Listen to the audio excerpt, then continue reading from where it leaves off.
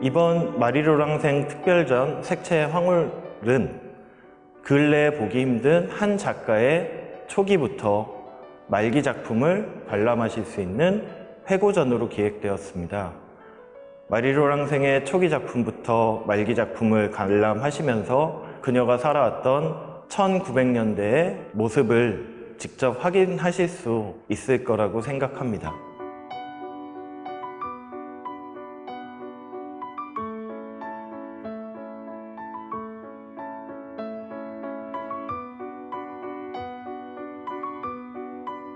마리로랑생은 1883년에 파리에서 태어난 여성 화가입니다.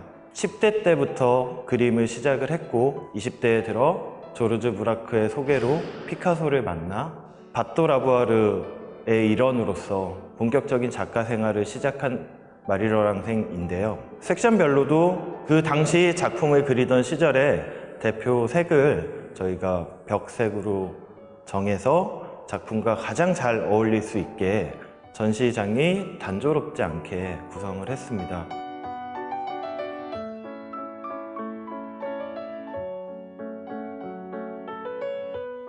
제가 마리로랑생을 처음 만나게 된 거는 2년 전에 일본의 하마마스 시립미술관에서 전시된 마리로랑생을 보고 처음 사진으로만 접했을 때는 너무 장식적이지 않나 이렇게 생각을 했었는데 실제로 그녀의 작품을 마주하는 순간 감동과 울림을 직접 전달을 받았습니다.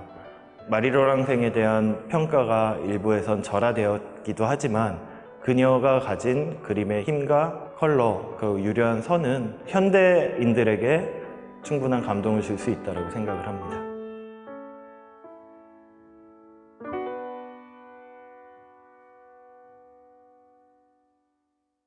20세기 초반을 치열하게 겪었던 그런 작가들은 많은데요. 마리로랑생에 대해서는 잘 알려지지가 않았어요. 검색해봐도 이번 전시에 대한 그런 설명만 몇 줄 있고 작가 자체는 잘 없더라고요.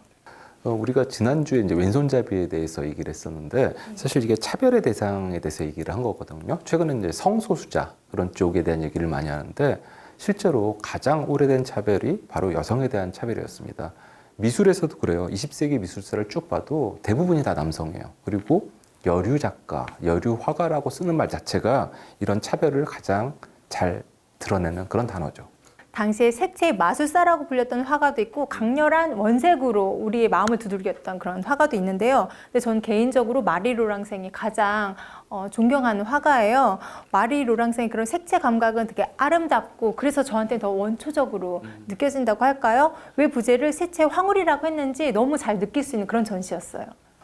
우리 작품에 대해서 한번 이야기해 볼까요? 네. 1910년대는 마리로랑생의 개성이 잘 드러난 시기인 것 같아요. 책 읽는 여자, 이 작품은 1913년작인데요. 핑크색 분위기가 감도는 화면에 담담하지만 분명한 검은색 라인이 로랑생의 성향을 짐작하게 합니다. 어머니의 사망, 연인과의 이별, 성공과 결혼이라는 인생의 큰 갈림길에 서 있던 작가의 복잡한 심정을 잘 담고 있는 것 같아요. 1924년에 그려진 자화상이라는 작품입니다. 이 작품을 보면 분홍색, 파란색, 초록색이 무채색하고 어우러지는데 굉장히 아름답죠. 이 당시 마리로랑생은 초상화 같은 작품 제작이 계속 들어왔다고 해요. 파리 사교계에서 유행의 선두를 달리는 작가가 됐는데 이 자신감 그리고 이런 환경을 솔직히 조금 당황스러워하는 모습도 같이 들어있습니다. 스카이 ANC